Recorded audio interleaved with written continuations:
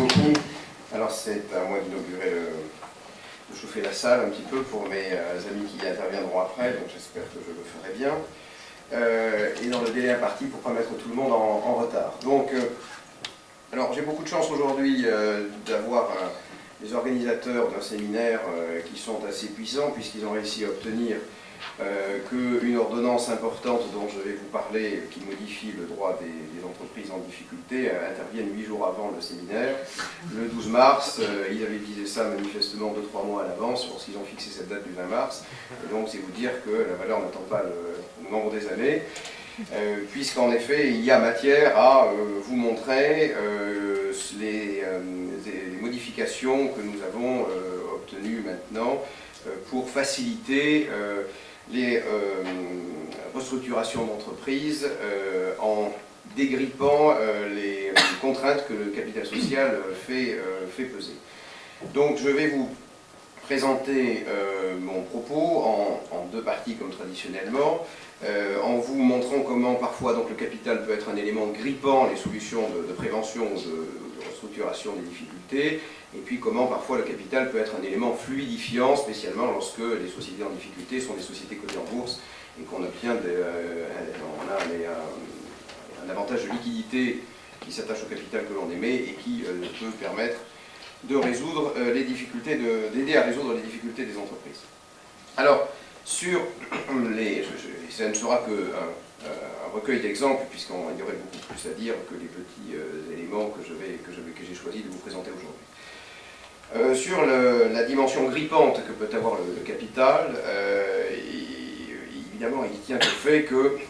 les restructurations d'entreprises les préventions de difficultés vont supposer l'apport de capitaux nouveaux,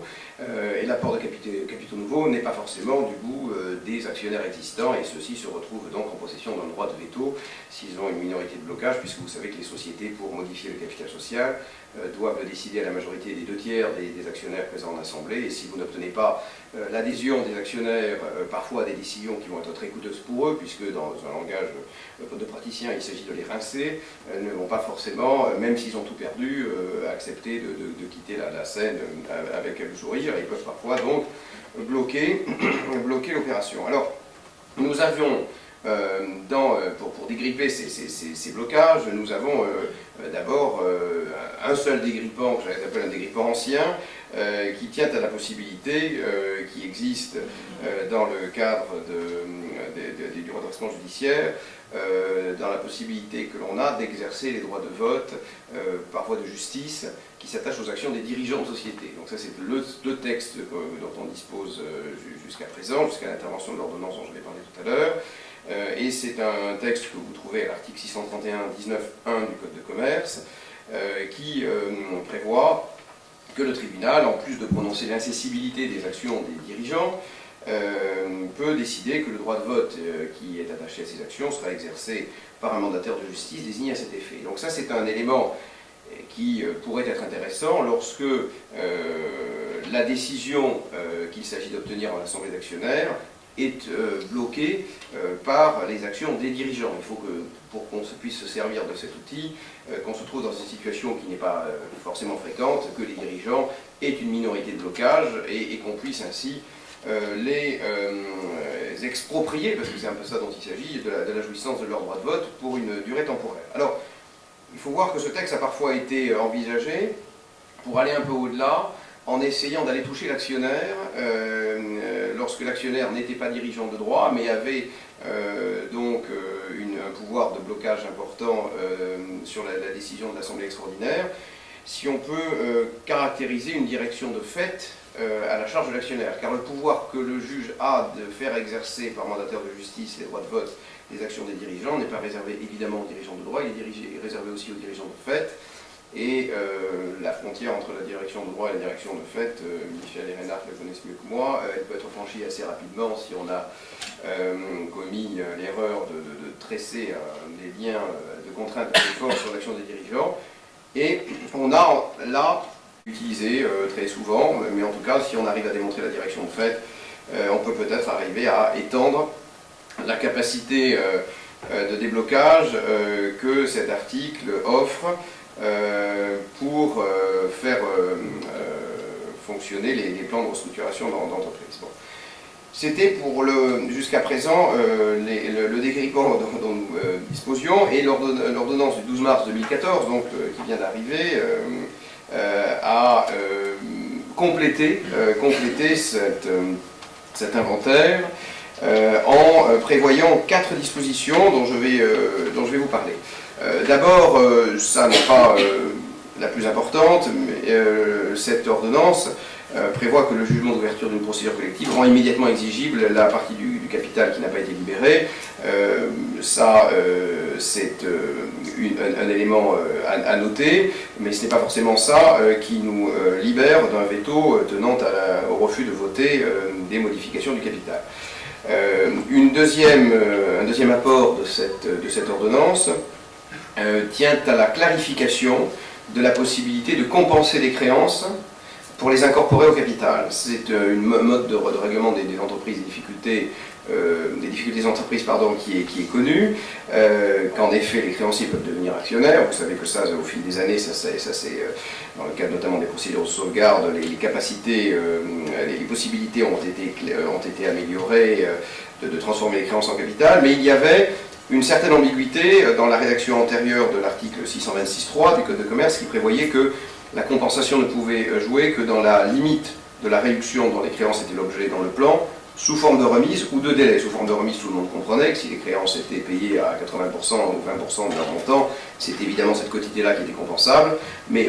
dans la limite de la réduction dont elles font l'objet en matière de délai, sous forme de délai, c'était beaucoup plus compliqué à faire fonctionner. Et si effectivement les paiements étaient échelonnés, les créances le paiement était prévu de manière échelonnée, il n'était pas évident de savoir comment justement intégrer ce délai pour nettoyer ces créances échelonnées et les incorporer au capital dès le début. L'idée, c'est pas de faire des incorporations au capital successives au fur et à mesure de l'arrivée à l'échéance de ces créances. Donc ça simplifie.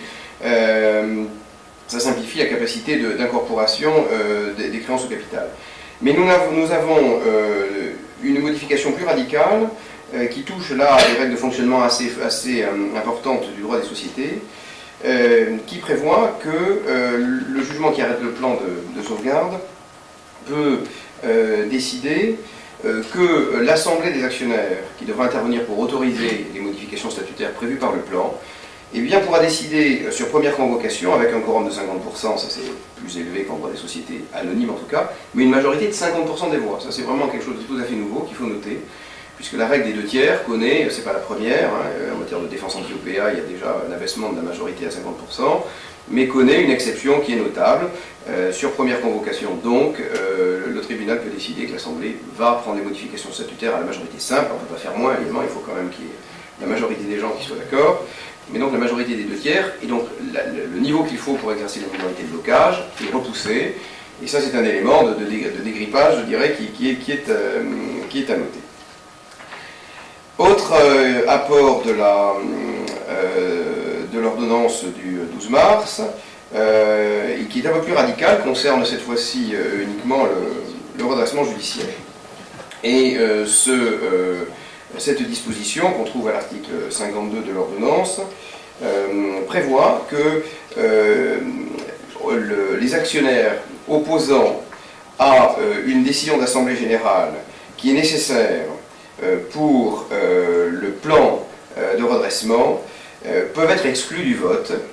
lorsqu'il s'agit d'approuver les décisions qui vont permettre de reconstituer le capital social. Donc là, on arrive à quelque chose de plus radical. Ce n'est pas un abaissement simplement du seuil de majorité de l'Assemblée, mais véritablement, on a une mise à l'écart d'actionnaires opposants. Et les premiers commentateurs de ils sont rapides, de cette ordonnance, ont noté que le texte ne va pas aussi loin que ce qui aurait été souhaité,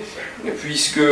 la mesure est réservée aux résolutions qui permettent de reconstituer le capital à hauteur de la moitié du capital social. Donc parfois les plans, évidemment, sont plus ambitieux que ça. Il ne s'agit pas forcément de donner à la société des moyens insuffisants pour sa sortie de difficulté. Et donc le texte permet simplement d'exclure du vote les opposants de manière à aller jusqu'à une reconstitution à la moitié du capital social. Donc c'est un texte qui arbitre forcément entre ce qu'il faut faire pour sauver les entreprises et puis la protection du droit de propriété quand même, puisque là on touche à quelque chose d'assez puissant. Mais c'est à noter, voilà, c'est quelque chose d'assez frais que je voulais vous citer. Et donc je dirais les capacités de dégripper l'obstacle que le capital peut poser sur les restructurations, les préventions de difficultés d'entreprise, eh bien, se sont enrichis avec cette ordonnance du 12 mars. Voilà.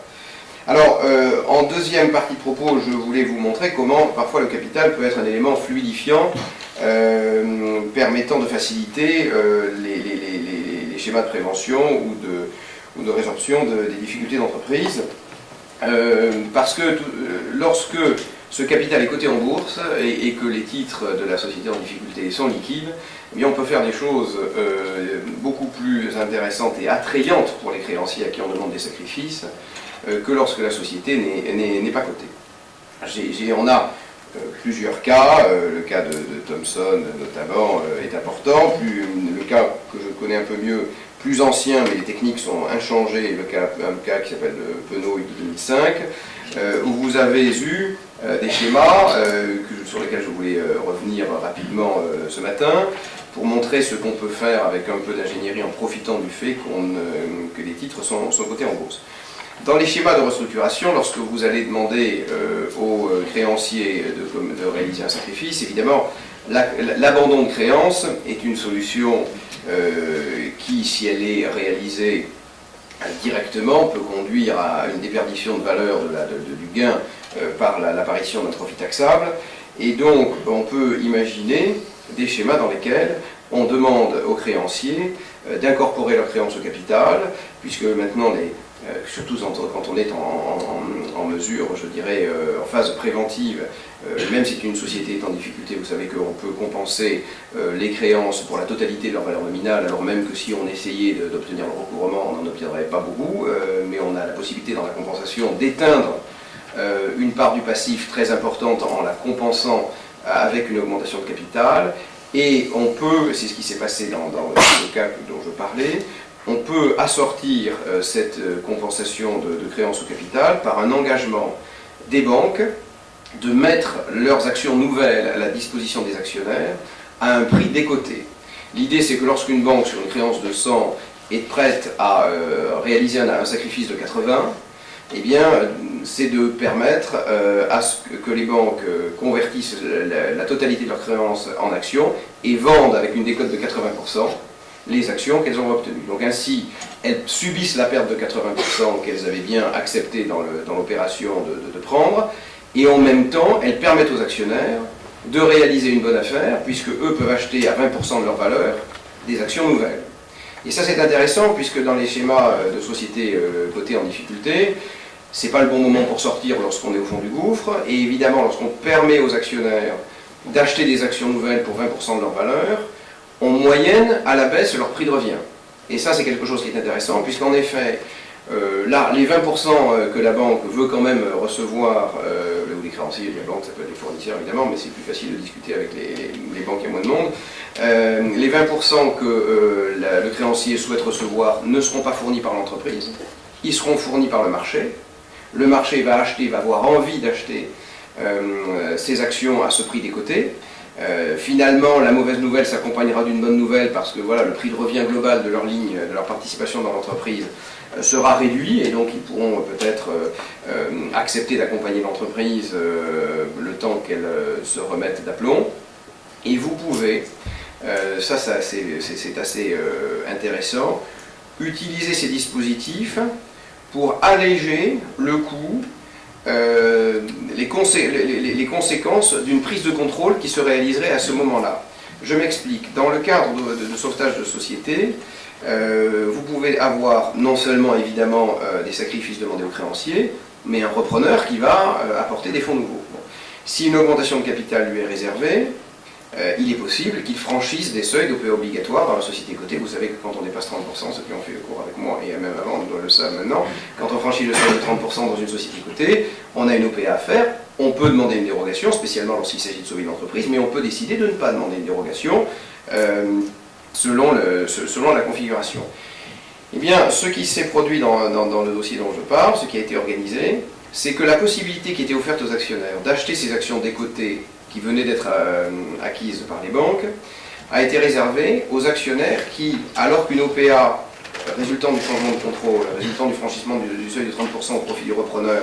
allait être mise en œuvre, n'auraient pas apporté leur titre à l'OPA. C'est-à-dire qu'on incite les gens à ne pas apporter. Par exemple, vous pouvez apporter, quitter le navire maintenant, mais ce n'est pas un prix formidable parce que la société, franchement, ne vaut pas plus que ça. Ou vous pouvez être plus intelligent, rester actionnaire à l'issue de l'OPA qui est mise en œuvre à cause du changement de contrôle, et ceux qui seront restés à l'issue de l'OPA bénéficieront de la possibilité d'acheter aux banques ces actions soldées avec 80% de remise. Voilà. Et donc c'est ce qui s'est fait dans le cas dont je parle, et qui peut se faire demain si on décide, hein, ça fait partie des techniques qui sont disponibles sur le marché du droit encore aujourd'hui. Ça permet que les gens s'acquittent de l'obligation d'OPA, mais en n'ayant aucun coût, puisqu'en pratique les gens ne viennent pas pour bénéficier de la valeur des 80% des cotes, qui vaut mieux que d'apporter des titres au prix le plus bas de l'histoire économique de l'entreprise. Voilà. Et pour affiner, un petit élément auquel il faut penser également, c'est que si on fait ce genre d'opération, les banques, les créanciers peuvent avoir une petite difficulté à l'accepter, c'est que techniquement, elles peuvent être vues comme ceux qui vendent ces actions, les fameuses actions qu'on vend à 20%, celles qui en font la vente au public, celles qui en font une offre au public. Et quand on fait une offre au public, on doit établir un prospectus, on doit décrire la chose que l'on vend, on doit d'une certaine façon endosser la responsabilité de ce qu'on y dit, et aussi, en particulier dans ce qu'on décrit, on est obligé de se projeter vers l'avenir, en disant notamment que la société, normalement, a assez pour faire face à ses besoins de fonds de roulement dans les 6 prochains mois, alors que précisément on est créancier et on fait partie des gens qui ont été un petit peu choqués par ce qui vient de se produire. Et donc c'est très compliqué de dire aux banquiers, effectivement vous allez entrer dans un schéma qui va vous rendre responsable si dans 6 mois il y a une rechute et l'entreprise n'est pas prospère et n'est pas sortie de l'ornière. Et donc pour lever cet obstacle, on a à disposition dans le code de commerce un vieux contrat qui est utilisé plutôt pour les agences de voyage, qui est le contrat de commissionnaire, que l'on peut utiliser parce que le contrat de commission a un intérêt, c'est qu'il dissocie, lorsqu'on vend ou lorsqu'on achète, le titre de la finance. C'est-à-dire que lorsqu'on est commissionnaire à la vente, on vend en son nom mais pour le compte de quelqu'un d'autre. Et donc on peut faire réaliser la vente des actions des banques par la société qui les vend en son nom, mais pour le compte des banques, puisque les 20% vont être touchés par les banques. Et si c'est la société qui les vend en son nom, c'est elle qui établit le prospectus, c'est elle qui garantit l'exactitude ou l'inexactitude des énonciations du prospectus, et à partir de là, les banques n'ont finalement qu'à toucher les 20%, mais aucune adhérence avec la responsabilité de l'opération, et là qu'elle repose sur l'émetteur, c'est bien normal, de toute façon c'est lui qui se décrit lui-même, et donc vous avez un schéma qui permet, voilà, par ces dispositifs, de tirer vraiment avantage du fait d'être coté en bourse. Et vous voyez que c'est un élément qui permet là, pour le coup, de montrer que le capital peut être un élément fluidifié. Voilà. Donc je voulais juste terminer le propos par cela, pour montrer, c'était un peu, voilà, je voulais, Michel étant content d'avoir des praticiens, je termine sur une étude de cas comme ça, après, pour vous présenter ce propos. Je vais laisser maintenant la place à Reinhard, qui connaît mieux que moi ces sujets, mais va pouvoir poursuivre donc cette animation. Merci beaucoup.